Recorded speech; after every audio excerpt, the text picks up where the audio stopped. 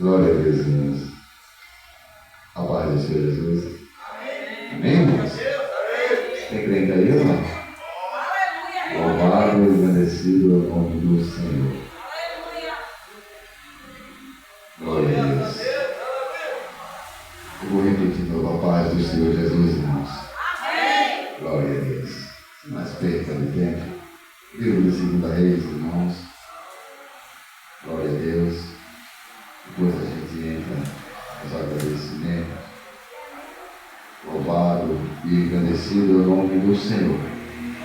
Assim como já foi dito, Deus é bom o tempo todo, irmãos. Deus cura, Deus liberta, Deus salva, né? Deus, Ele faz tudo aquilo que eu e você necessitamos. Amém? Glória a Deus. Livro de 2 Reis, capítulo 5. 2 Reis, Velho Testamento. Glória a Deus. Livro de Reis, capítulo 5.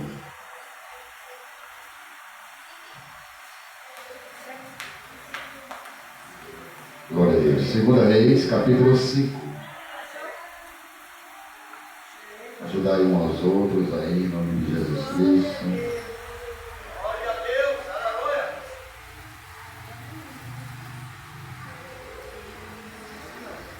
2 Reis, capítulo 5. Todos acharam? Diga amém. Nós possamos prestar ajuda no nosso irmão aí, vamos esperar o nosso irmão viajar. Glória a Deus.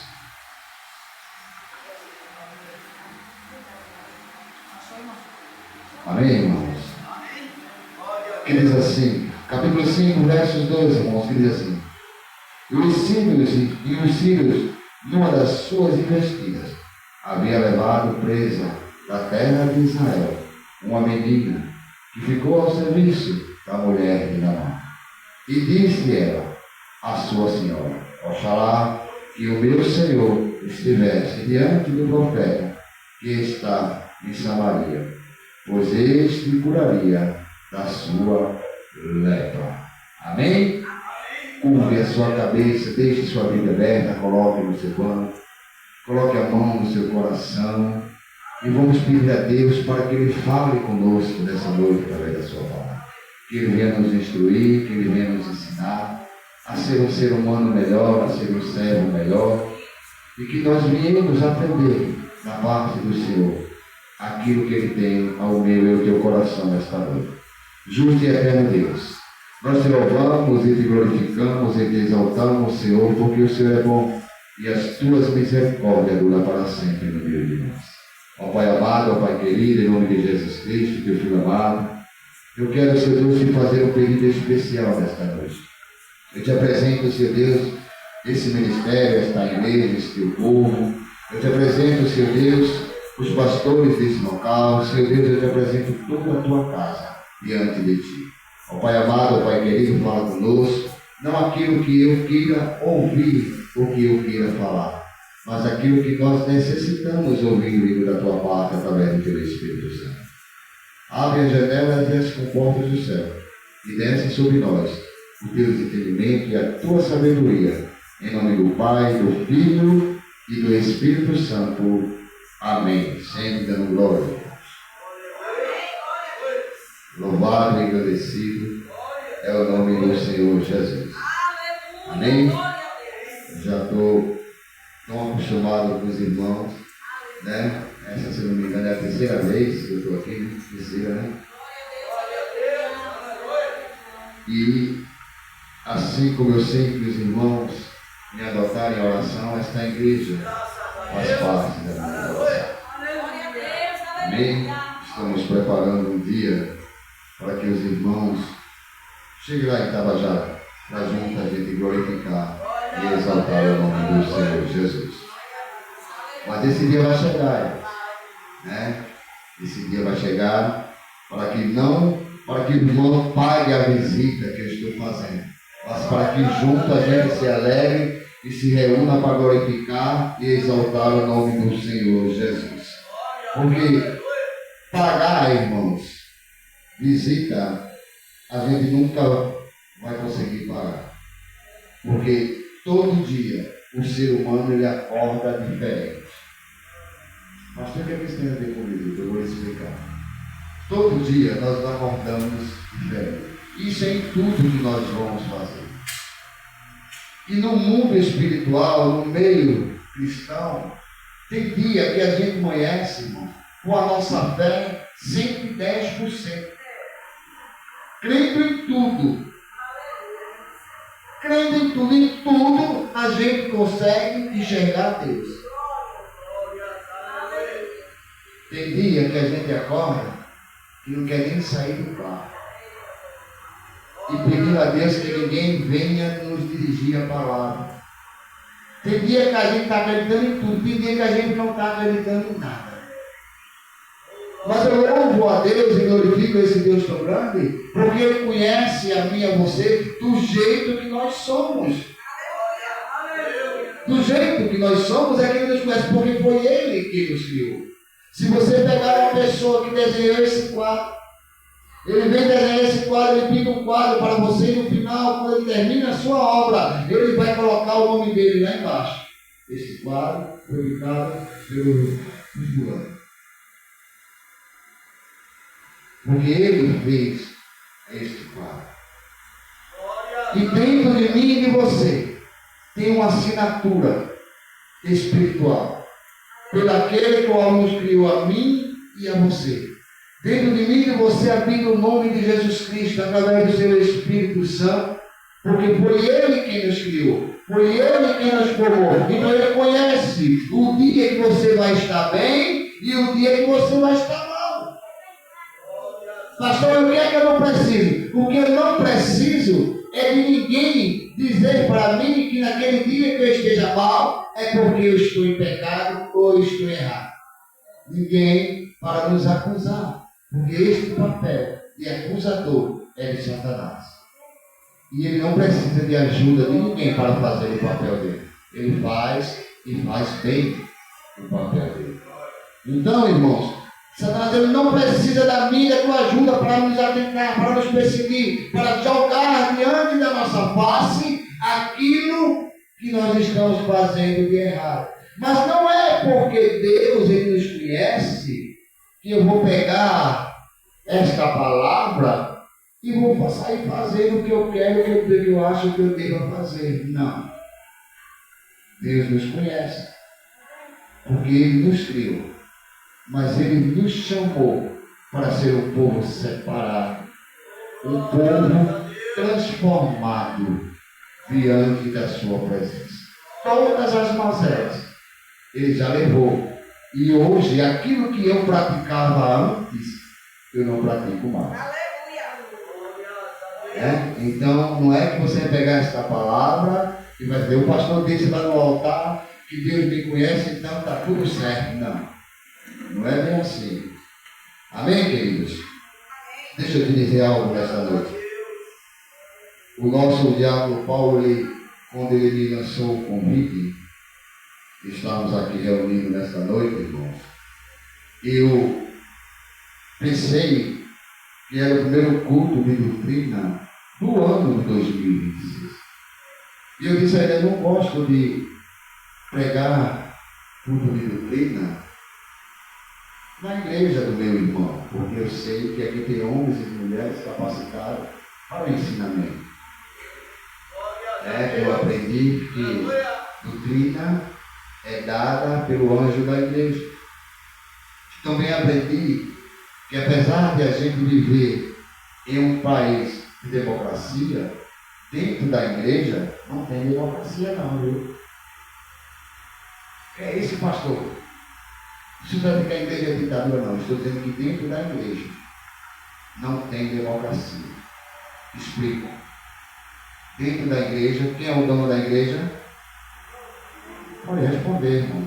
Quem é o dono da igreja? Jesus. Quem administra a igreja? O pastor.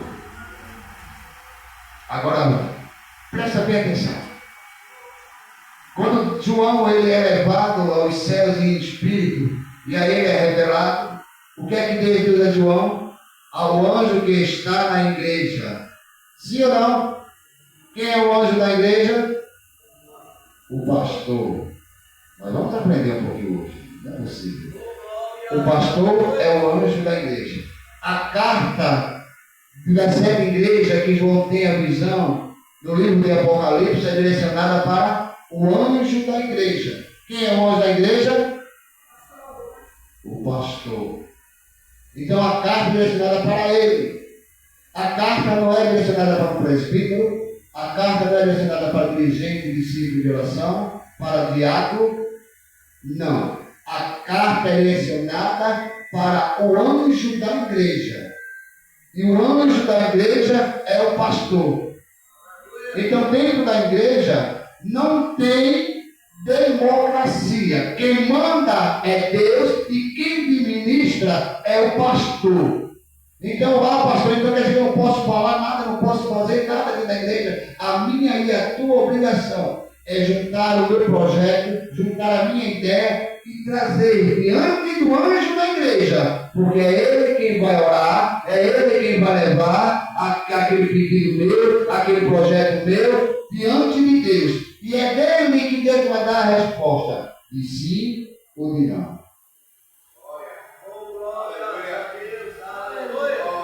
Eu não posso estar saindo, fazendo, porque eu acho que tem que ser feito assim, eu vou fazer assim, é culto do crédito. Não.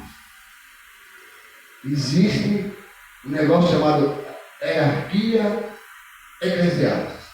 Aleluia. Glória a Deus. Aleluia. E Deus, ele vai, em Apocalipse, ele vai dizer, ao anjo da igreja. Ao anjo da igreja. Ao anjo da igreja. Com todo o respeito que eu tenho a diácono, a presbítero, dirigente, discípulo de oração, dirigente dos jovens, a todo o departamento, eu sei que isso é fundamental. É um conjunto dentro da obra de Deus. Mas isso não serve para que eu saia tomando decisão sem estar em concordância com o anjo da igreja. Não serve. Se eu tomo essa atitude, eu estou totalmente fora da palavra de Deus. Eu tenho que pegar o meu projeto, eu tenho um projeto, eu vou levar para quem? Vou levar para o anjo da igreja. E o anjo da igreja vai levar para Deus. Pastor, mas Deus não fala comigo. Deus fala com você. Fala comigo, fala com qualquer um dos irmãos aqui dentro da igreja.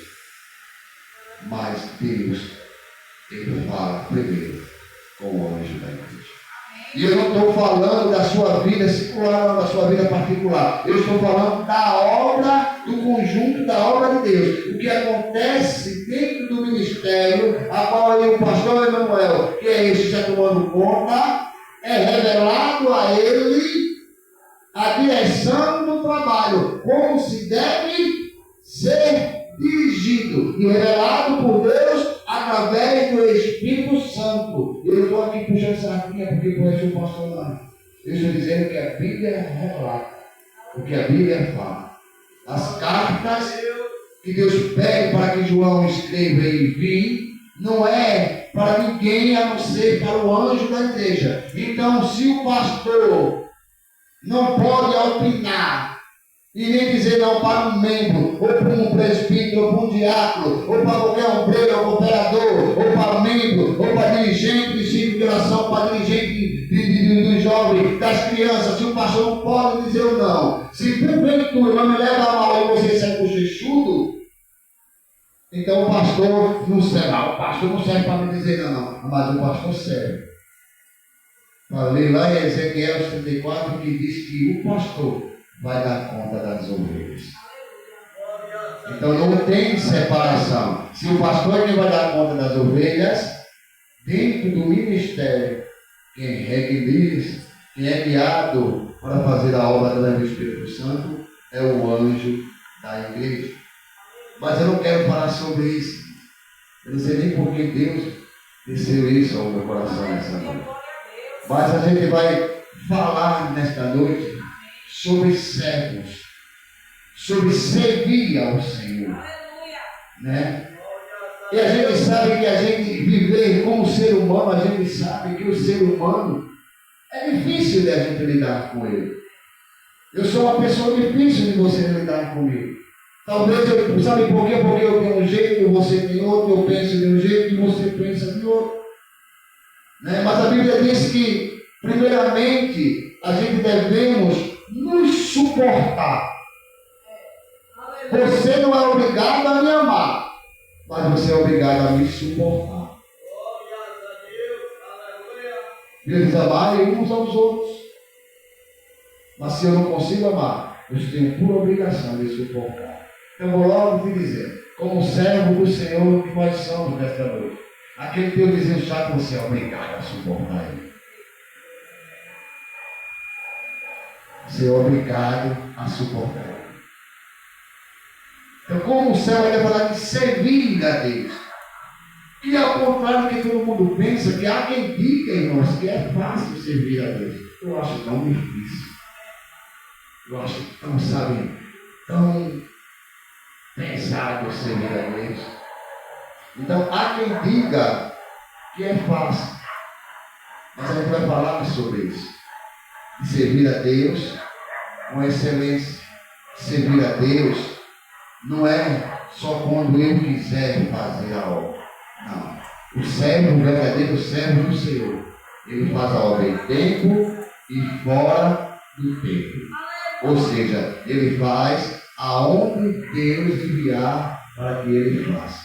Estamos diante de um texto com mais de 3.000 anos, a qual a gente, quando lê, os personagens principais desse texto é Naamã e Eliseu. Mas esquecemos de um personagem a qual a Bíblia não relata o seu nome, que vai tratar ela como menina. Uma menina. Que sem esta menina, nada seria feito.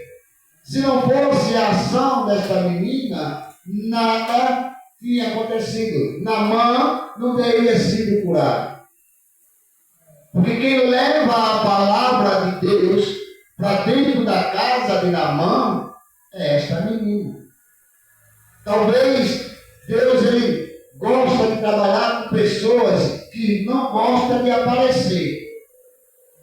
Deus gosta de trabalhar com pessoas que não gostam de aparecer. Mas como assim, pastor? Deus trabalha com pessoas que não gostam de aparecer. Como eu vou fazer a obra de Deus e não vou aparecer? Quando você faz a obra de Deus e não quer aparecer, é você fazer e dizer, não precisa que ninguém saiba. Aleluia. A Bíblia vai dizer que você, quando for ajudar alguém, dizer com a mão, esconda a outra para que sua mão não saiba o que você fez. Então, sem esta menina,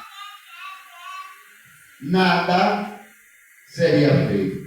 Esse texto talvez hoje não tivesse escrito, ou Deus tivesse levantado outras pessoas para que isso acontecesse. Mas deixa eu te dizer, esta menina, a qual nós lemos em 2 Reis, capítulo 5, ela estava fora da sua parentela. Ela estava numa situação de escrava, longe da sua família. Ela tinha todo o direito de estar com seu coração magoado, porque ela estava dentro da casa do homem que levou ela cativa, que tirou ela do meio dos seus pais, da sua mãe, e levou ela para uma terra estranha. Então ela tinha todo o direito de não querer o bem daquela família ou o bem de Naamã. Agora diga comigo, mas aquela menina. Diga comigo, mas aquela menina. Era serva. Aleluia. E servo, ele passa por cima disso tranquilamente, irmãos. Servo, ele não quer saber se o pastor Clécio pisou no meu pé. Não, mas eu sei que o pastor Clécio pisou no meu pé. Mas eu sei que hoje, um exemplo, estou pegando como exemplo, o pastor Clécio está precisando da minha ajuda. Então eu tenho como servo por obrigação de esquecer que ele pisou no meu pé. Porque o que importa é ele estar junto com o meu irmão, fazendo a obra do Senhor.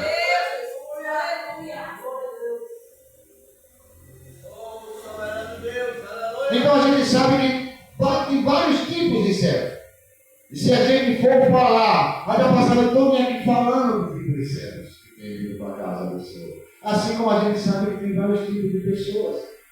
E a gente convive um com os outros, suportando ou não, gostando ou não, mas você vive dentro do seu trabalho com alguém, dentro do seu colégio, dentro da sua faculdade, você convive com todo tipo de pessoas, concordando ou não com o que a pessoa acha ou não, mas a gente convive com elas. Não todos, não o dia todo, mas algumas horas da nossa vida, a gente convive com aquelas pessoas.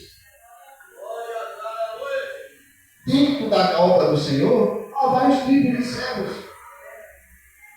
Todos são servos. Todos.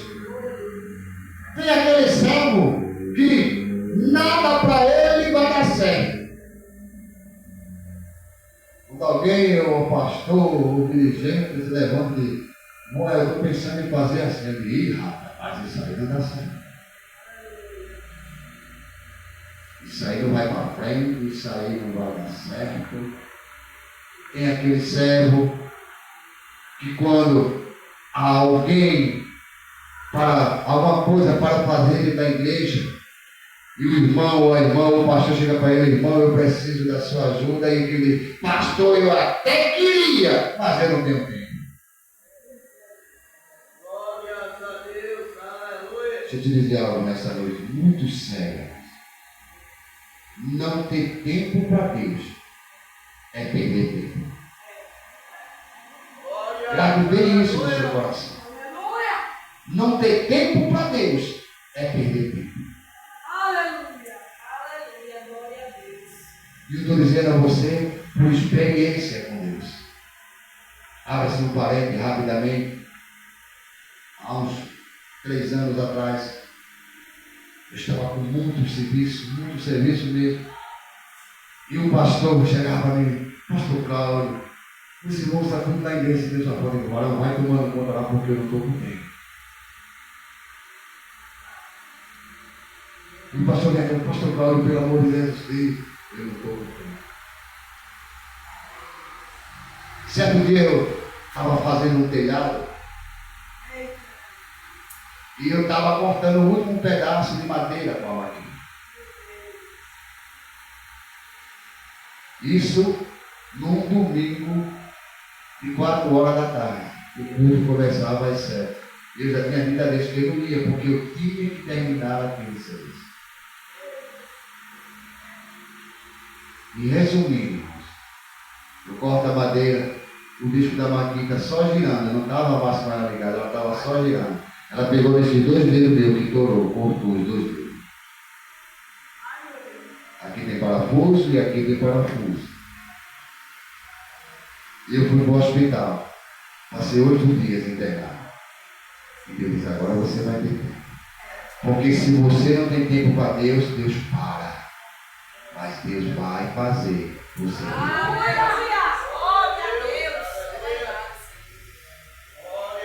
Então não ter tempo para Deus é perder tempo.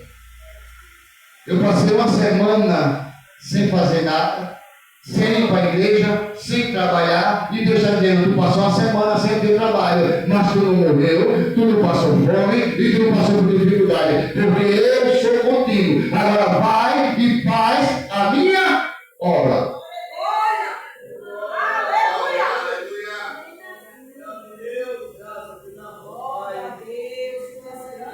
E eu aprendi, literalmente, no modo mais difícil.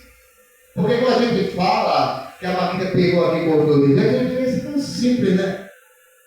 Mas o negócio ficou muito feio. Para você ter uma ideia, eu entrei na sala de cirurgia 4h15 da tarde. Eu saí de 22 horas e meia, 22 horas e 30. Ou seja, passou mais de 6 horas fazendo a cirurgia da minha mão. Sabe o que é interessante? Sabe por que eu sei que foi intervenção de Deus?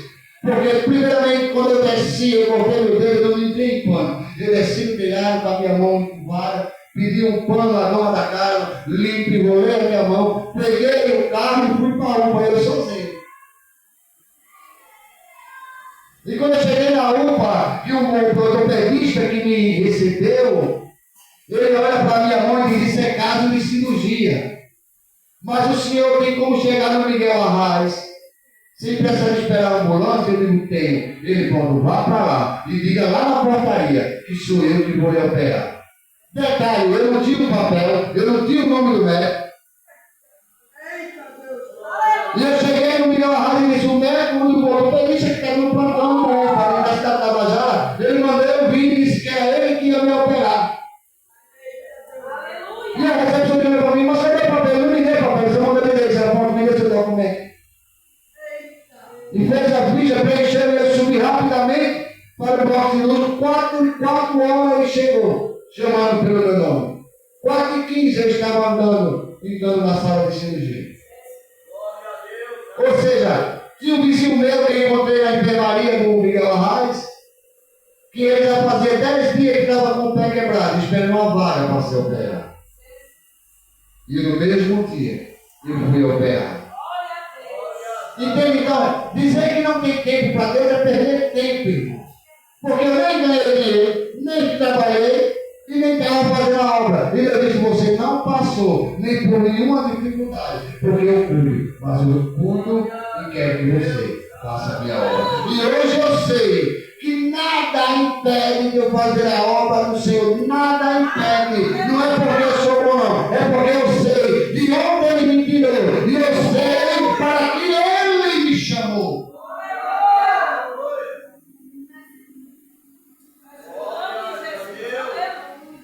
E a gente precisa ter essa certeza de saber de onde Deus me tirou. E para que Ele me tirou? E por que Ele me chamou? E quando a primeira coisa que a gente tem que aprender é que ninguém entra por essas portas por um acaso.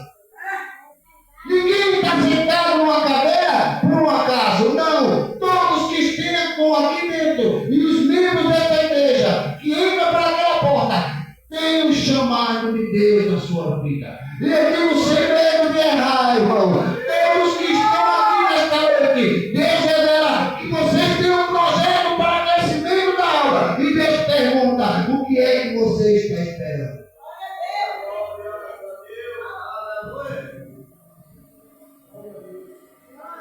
É saber o para que Deus me chamou.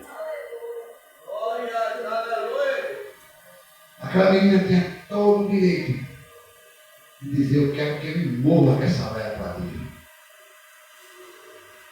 Eu quero que ele, se acabe, que essa lepra tome toda conta do seu corpo, para ele pagar o que ele fez comigo. Lembra de Jonas? Aí tem a história de Jonas e acha Jonas cheio de razão. O pai de Jonas, Mitai, era um profeta.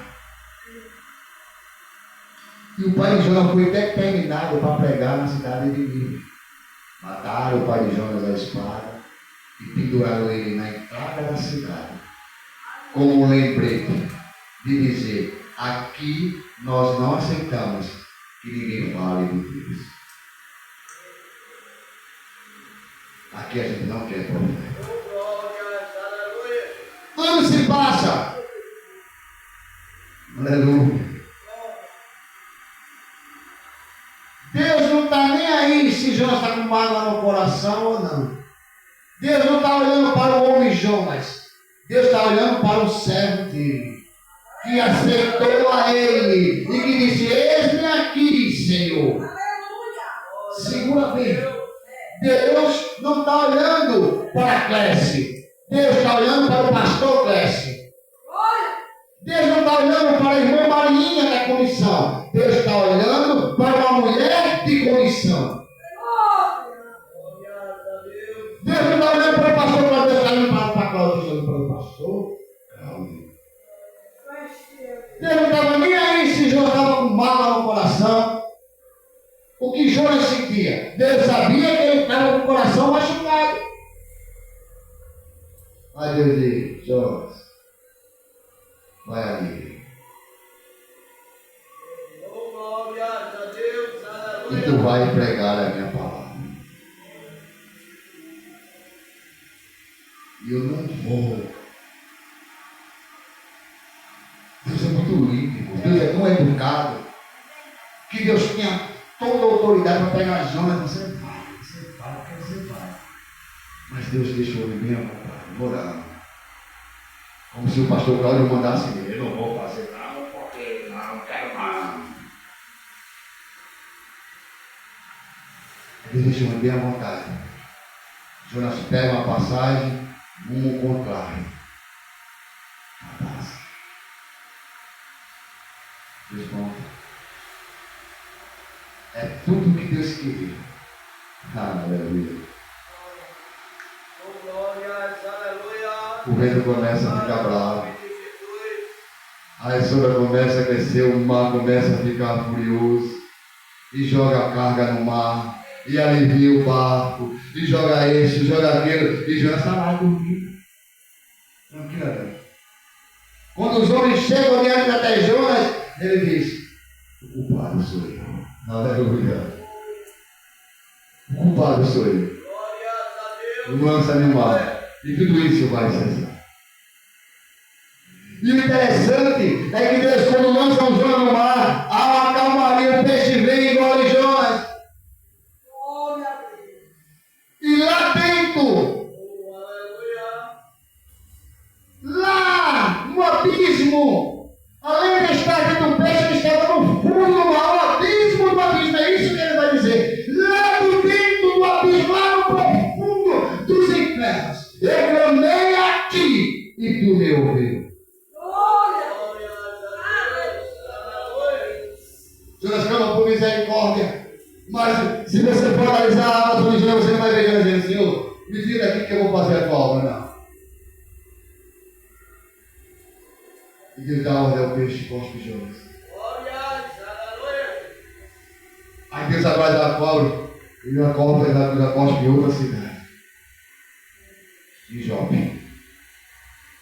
E Jonas sai de Jope até Taça, se arrastando. No vento do espinheiro, sobe monte, desce monte. Deus tinha mandado ele para o lugar certo, era só fazer, era só obedecer. Aí Deus tem misericórdia de Jonas, criou uma bobeira, Jonas entra aquele frio. Aí Jonas, no dia largada, vem come aquela bobeira, o sol bate em Jonas e diz: enche Deus dizendo, tu não plantou, tu não regou, mas gostasse da sombra que essa planta fez sobre ti. Agora, como eu não posso ter compaixão de 120.000 almas. Escute, Jonas também tinha motivo de sobra para não pregar para aquele povo. E Jonas anuncia: a pregação foi simples, arrependei-vos, porque aí o Senhor está sobre vós. Arrependei-vos. Eu disse que o povo se arrependeu. Jonas sobe num monte e fica lá olhando. Agora eu quero ver. Dia todo, nada, 4 horas, nada, 5 horas, nada, 6 horas, Jonas faz. Eu sabia que o Senhor ia fazer lá se esse povo se arrependesse. Ele disse: eu contemplo o coração. Deus não disse que ia destruir. Deus disse se eles não se arrependessem. Mas servo é servo. Não esquenta a cabeça não, meu querido. Que Deus não pegou só Jonas na esquina, não. Deus pega a mim e pega você também quando a gente diz que não quer. Fica tranquilo. Esquenta a cabeça com isso não. Mesmo Deus que falou com Jonas, ele está falando aqui nessa noite. Escute. Aí existe aquele servo que nada para ele dar certo. Nada vai funcionar. Existe aquele servo que ele, quando vem fazer algo, ele vai ali, sabe, bem quietinho e faz ali escondido para que ninguém veja, para que ninguém fique sabendo. Mas também existe aquele que só quer fazer se tiver alguém dentro da obra. E se ele não tiver ninguém, ele vem para fazer, mas ele tem que esperar alguém chegar. Porque alguém tem que ver ele fazendo. Também existe aquele servo que, se a foto dele não estiver no banco, ele não faz. Se ele não fizer para botar no Instagram para ganhar curtida ou like, ele não faz. Mas Deus não quer servo para ser estado. Deus quer servo para curar pessoas de lepras. Deus quer servo que leve a palavra de salvação, de libertação. Deus conta com servo que não quer aparecer. Deus conta com servo que somente obedece e faz a sua vontade. Escute isso.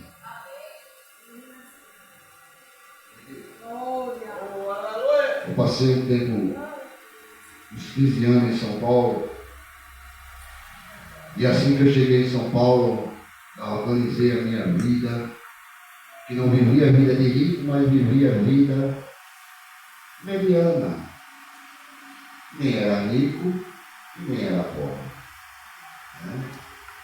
E quando eu conseguia organizar a nossa vida, minha mulher, a missionária Patrícia, ela colocou na cabeça de ir embora. De ir embora novamente para Pernambuco. Eu digo, rapaz, a gente acabou de comprar vamos fazer a nossa casa, acabou de comprar os móveis, tudo organizado, tudo direitinho. Agora tu quer ir para casa. Não, eu quero ir embora, eu quero ir embora, eu quero ir embora. E eu nessa época, irmãos, era novo, convertido. E onde a gente ia, na igreja da gente, Deus usava um vaso e dizia, não é tempo. Aí ela dizia para mim, não, é porque os irmãos não querem que a gente vá embora. Por isso que os irmãos estão dizendo isso. Aí eu visitava outras igrejas, Deus no final do culto, sempre no final do culto, levantava uma pessoa e dizia, não é tempo. E eu, não, mas eu quero ir embora, eu vou me embora. E resumindo, a gente começou a vender as coisas. O que tinha comprado tão caro, tão suave, começou a vender por preço de nada. Vendemos tudo que a gente tinha, ficamos só com as roupas, entregamos a casa quando nós morávamos, compramos as passagens e marcamos a viagem. E certo dia a gente estava fazendo um culto lá na casa da minha cunhada, no domingo de tarde. E eu estava no portão recepcionando as pessoas, irmãos que estavam indo para o culto. E veio um casal para a casa do vizinho que ele estava enfermo, mas esse vizinho que estava enfermo, ele não estava na casa dele, ele estava no culto. E esse casal de fora que veio, perguntou pelo vizinho, mas o vizinho está aqui. Aí ele, irmão, a gente pode entrar então para participar do culto? Ele disse, oi irmão, fica à vontade, os irmãos entraram. O culto aconteceu. E antes da bênção apostólica, Deus toma aquela mulher e diz, eu derrubo o avião. Eu bato o ônibus, lanço um anzol na tua narina, te puxo de volta, mas tu não vai.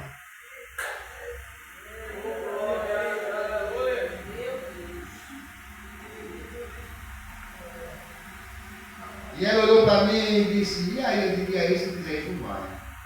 Eu não vou. Grande foi o preço.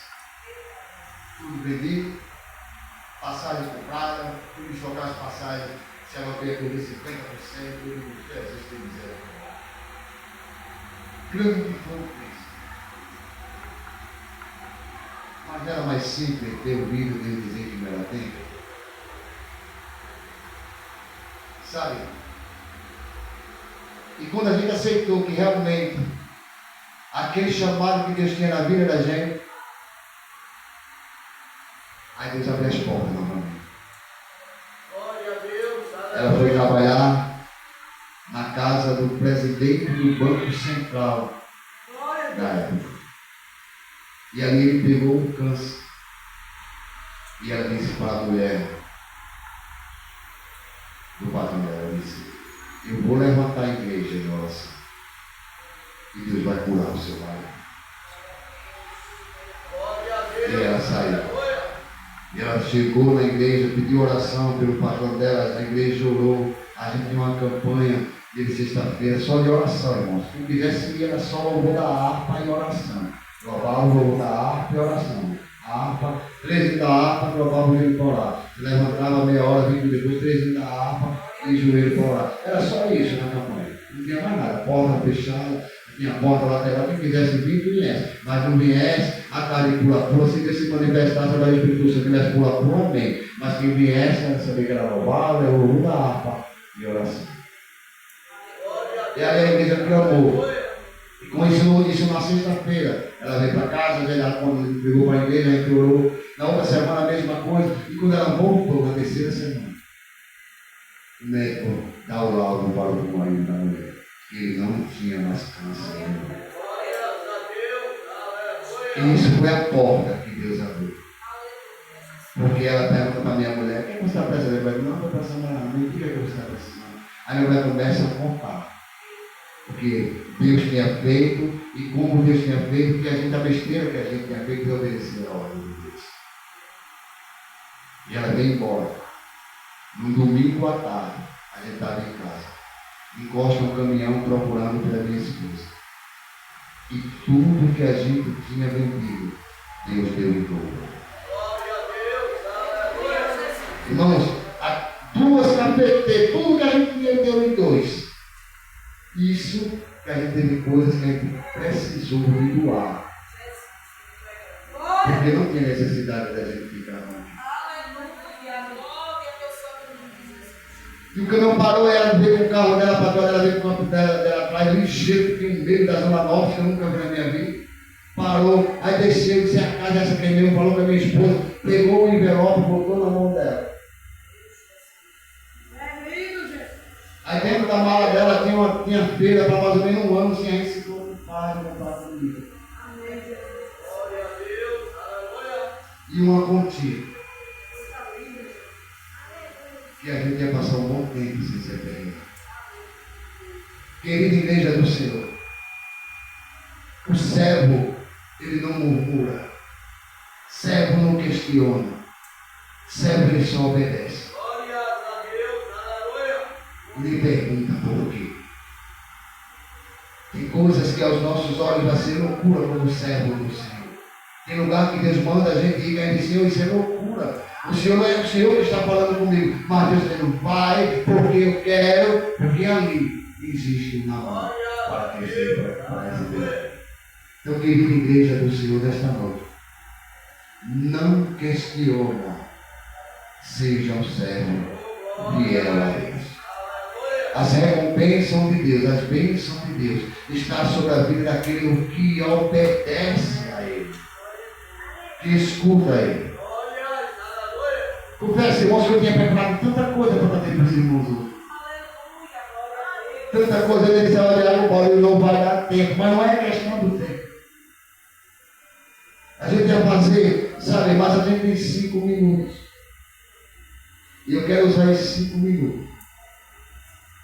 Mas se você tem alguma dúvida sobre a questão de servir a Cristo, você faça a sua pergunta, se a gente souber, a gente vai responder biblicamente. Temos 5 minutos. Se você tem alguma dúvida de questões sobre servir a Cristo, você faz a sua pergunta agora, se você quiser fazer, e a gente vai tentar responder biblicamente a sua pergunta. Porque às vezes a gente tem dúvida se Deus fala comigo, se Deus realmente é Deus que está falando, se Deus realmente está mandando fazer. Porque, então, se alguém tem alguma dúvida e queira perguntar, pergunta agora. Se falou, eu queria saber assim. Se for possível, a gente vai responder. Eu trouxe um monte de coisa para a gente fazer, mas Deus mudou a direção do negócio. Mas a gente vai fazer uma dinâmica muito boa. A gente vai fazer, a gente vai ver que tem coisas que o pregador diz, mas a Bíblia não diz. Mas isso fica para outro tempo. Então, se você tem dúvida realmente do que é servir a Deus, se quiser fazer uma pergunta, fique à vontade. Se não tem, vou agradecer a Deus, a paciência dos irmãos e sair daqui desta noite, crendo que, independente de eu gostar ou não, se aquela pessoa me fez bem ou não, e Deus mandar eu fazer a obra, e seja para aquela pessoa que me fez mal, eu só tenho que obedecer. Amém? O restante, quem faz é Deus. Aí muitas vezes a gente não entende por que Deus ainda quer se mudar de um lugar e Deus diz, você vai ficar ali. Você vai ficar e a gente fica, por quê, Jesus? Eu tenho que ficar aqui. Por quê? Porque ainda existe na mão que Deus quer que você pregue para ela. Às vezes a gente quer, sabe, sair de perto do vizinho chato. Por quê? Porque aquele vizinho é o na mão que Deus quer que você pregue para ele. No seu trabalho, você não aguenta mais, sabe, tanta perseguição no trabalho. Mas Deus quer que você fique lá. Porque lá tem na mão para ser curado. Então é dessa maneira que Deus faz a minha e na tua vida. Que Deus te abençoe e que Deus possa recompensar a cada um com grandes e ricas bênçãos do céu. Amém?